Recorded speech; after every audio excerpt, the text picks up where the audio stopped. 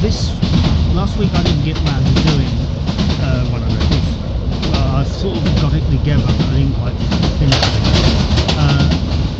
This week they've done a weblog concerning Russell Brand's attack on Fox, and apparently I've defended Fox.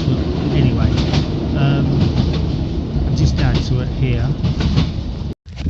Hello, right, I've recently done a video about Russell Brand's rant against Fox News, and he's obviousobviously the new darling of the left. I've had a response from a couple of local left-wing bloggers.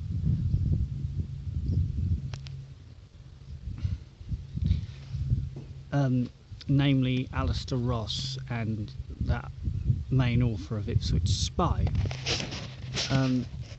Alistair Ross claims I was defending Fox, and the author of that other blog claims that nobody takes any notice. Now, if you actually look at what I actually said, it's quite clear I wasn't defending Fox.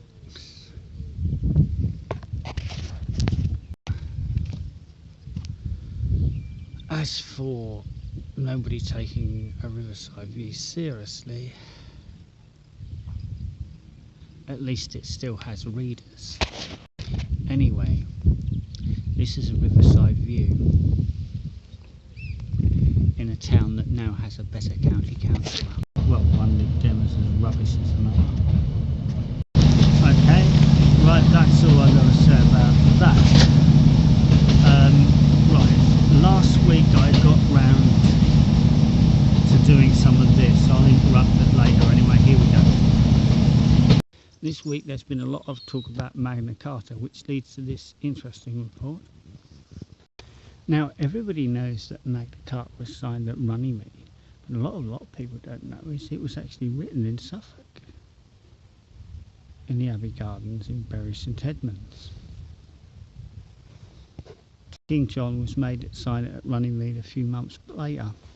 Talking of King John, in this churchyard on the 29th of June 1200, the burgesses met to discuss details of their new constitution after King John had granted a charter to the borough on the 25th of May 1200.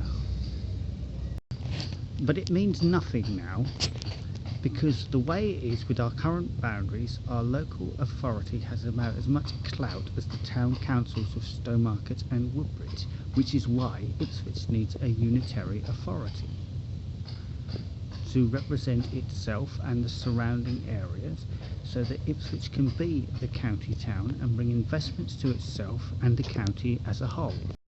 Ipswich needs to be able to thrive to benefit all of Suffolk.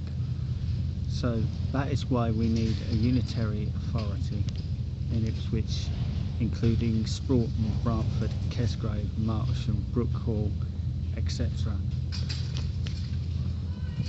So that we can represent the county as a whole as a county town, and also have control over our own destiny and not be used as a cash cow by the county council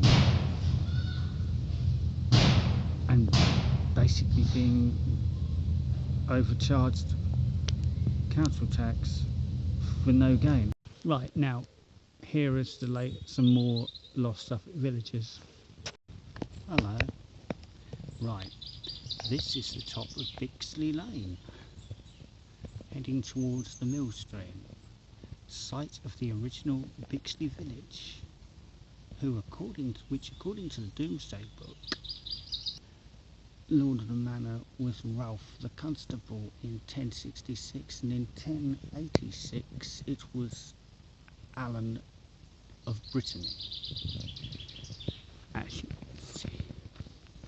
Now, it's outside the borough, so it hasn't got any rubbish councillors, and it should actually be in the borough of Ipswich, but as it is, without Ipswich being a unitary authority, we are reduced to having a donut borough. Right, I am now in the vicinity of the lost village of Islington. It's mentioned in the Domesday Book, and we know its location was somewhere between Bixley and Nacton, but nobody was quite sure where it was, apart from it was in the Warren Heath area. And then when they built all these new houses a few years ago, they found it after it had been lost for centuries. So when they built these houses, they found the exact location, but I don't actually know what it is, so as I said, I'm only in the vicinity of it. Anyway, this is Warren Heath now, and Islington was somewhere around here. This is another area that should be within the unitary authority of Ipswich. There's also a couple of lost villages over the Devon from Woodbridge.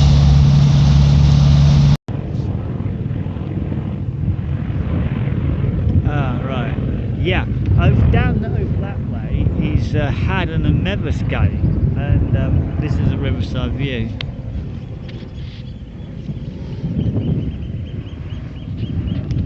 Now we're about to hear a load of Look Norwich bias around the 28th of August, but like to get one over them, we're starting now. This is Portman Road, home of the pride of East Anglia. Under this bloke we were champions of England. Under this bloke we won the FA Cup and the UEFA Cup. Still love you, Bobby. We are the only football team in the country to have never lost at home in a European competition. No other team can say that. We scored at the San Siro. That lot from up the road, all they've managed to do is win the Milk Cup, whatever that is. And anyway, they are now back where they belong in the second tier of English football. And this season, the pride of East Anglia, which plays here, is going to do the double on them and take their rightful place in the Premiership. Now, as well as having a brilliant football team, Suffolk also has two speedway sides, and it has the capital of horse racing. And they are two sports that are endemic to the county of Suffolk. One is steel quoits and the other is slagging off this place, the county town. No surprise that I agree with Ben Cummer, and this place is absolutely brilliant. We shouldn't really tolerate it, but Ipswich people are the same as other Suffolk people when it comes to being partakers in the sport of slagging off Ipswich. This is the town square here of the town, with the fourth oldest port in the country. And as it is the fourth oldest port in the country, it has helped create the prosperity of this nation. It is also a town with a fine engineering history, which helped us win 2 world wars and also helped mechanise the farming industry. Right, that's that for this week. This is a riverside view. This is a riverside view.